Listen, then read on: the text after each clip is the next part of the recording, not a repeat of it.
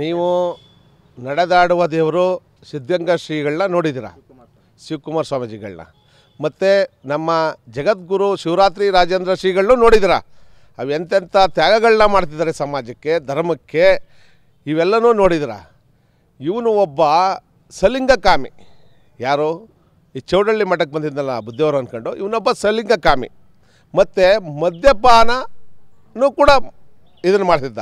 ಅದಲ್ಲದೆ ಅಲ್ಲಿ ಯಾರ್ಯಾರೋ ಸಣ್ಣಕ್ಕಿರೋ ಮಕ್ಕಳು ಬಂದರೆ, ಹುಡುಗರುಗಳು ಬಂದರೆ, ಅಲ್ಲಿ ಬಂದಂಥ ಹುಡುಗರುಗಳಿಗೆ ನೀವು ಏನೋ ಸಣ್ಣಕ್ಕಿದೆಯಾ, ನೀವು ಮಾಂಸಾಹಾರ ಮಾಡೋ, ನೀನು ಯಾವುದೋ ಬಿಯರ್ ಕುಡಿ ಅನ್ನೋದನ್ನ ಎಲ್ಲವನ್ನೂ ಇವ ಅವ್ರಿಗೆ ಪಾಠ ಮಾಡ್ತಿದ್ದ.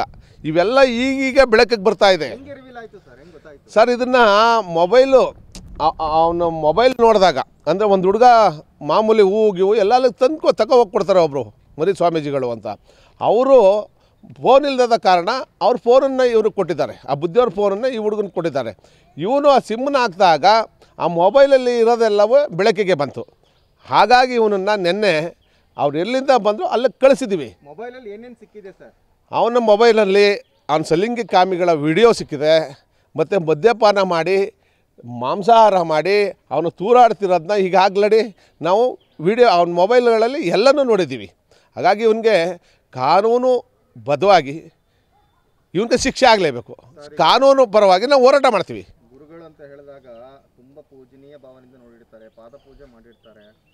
ಈಗ ಆ ಒಂದು ಭಾವನೆಗೆ ಧಕ್ಕೆ ಆಗಿದೆ. ಹಾಗಾಗಿ ಮುಂದಿನ ಕಾನೂನು ಹೋರಾಟ ಯಾವ ರೀತಿಯಾಗಿ ಖಂಡಿತ ಇವನ ಮೇಲೆ ಒಂದು FIR ಆಗೋ ಥರದಲ್ಲಿ, ಮತ್ತು ಇವನ ಬಗ್ಗೆ ಕಾನೂನಲ್ಲಿ ಯಾವ ಥರ ಇವನಿಗೆ ಶಿಕ್ಷೆ ಆಗಬೇಕು ಆ ನಿಟ್ಟಲ್ಲಿ ನಾವು ಖಂಡಿತ ಹೋರಾಡ್ತೀವಿ. ಇದರಲ್ಲಿ ಸರ್, ತಾವೀಗ ಅಖಿಲ ಭಾರತ ವೀರಶೈವ ಮಹಾಸಭಾದ ಸದಸ್ಯರು, ಲಿಂಗಾಯತ ಅಧ್ಯಕ್ಷರು, ಸದಸ್ಯರೀಗ. ಹಾಗಾಗಿ ತಮ್ಮ ಸಭಾಕ್ಕೆ ಏನಾದರೂ ಕೂಡ ಒಂದು ಪತ್ರ ಬರೀತಾ ಇದ್ದಾರೆ, ಹಿಂಗೆ ಬಂದಿದ್ರು, ಹಿಂಗಾಗಿದೆ, ಎಲ್ಲೂ ಕೂಡ ಮುಂದಿನ ದಿನಗಳಲ್ಲಿ ಸೇರಿಸಬಾರ್ದು. ಹೌದು, ಇದನ್ನು ನಿನ್ನೆನೇ ನಾನು ರಾಜ್ಯ ಮಟ್ಟಕ್ಕೆ ಒಂದು ಪತ್ರ ಬರಬೇಕು ಅಂತ ನಾನು ಅಂದ್ಕೊಂಡಿದ್ದೀನಿ.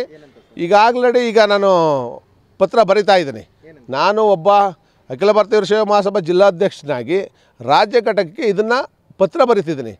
ಏನಂತ ಅಂತಂದರೆ, ಇಂಥ ಒಂದು ಎಲ್ಲೋ ಇನ್ನು ಮುಂದೆ ಮಠಾಧಿಪತಿಗಳಾಗಿ ಕಳಿಸ್ಬಾರ್ದು, ಅಥವಾ ಕಳಿಸ್ಬೇಕಾದ್ರೆ ನಿಮ್ಮ ರಾಜ್ಯ ಘಟಕದಿಂದ ಇವ್ರನ್ನೆಲ್ಲನೂ ಆಧಾರ್ ಕಾರ್ಡು ಇನ್ನೊಂದು ಏನೇ ಇದೆ ಇದನ್ನೆಲ್ಲವನ್ನು ಪರಿಪೂರ್ಣವಾಗಿ ಸರ್ಚ್ ಮಾಡಿ ನೀವು ಕಳಿಸ್ಕೊಡ್ಬೇಕು ಅನ್ನೋದನ್ನು ನಾನು ಅವ್ರಿಗೆ ಪತ್ರ ಬರಿತೀನಿ.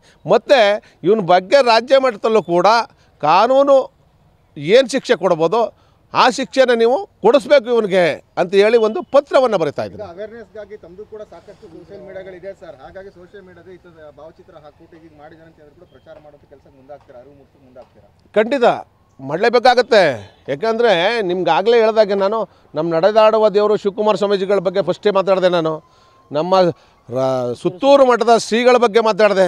ಅವೆಲ್ಲ ಎಂತೆಂಥ ತ್ಯಾಗ ಮಾಡ್ತಿದ್ದಾರೆ ಅಂದರೆ ನೀವು ನೋಡಿರ್ಬೇಕು. ನೀವು ವಿದ್ಯೆ ಇಲ್ದಿದ್ದವ್ರಿಗೆ ವಿದ್ಯೆ, ಅನ್ನದಾಸೋಹ, ಅನಾಥಾಶ್ರಮಗಳು ಅಲ್ವಾ, ಇಂತಿಂಥ ಮಠಾಧಿಪತಿಗಳು ಇದ್ದಾರೆ.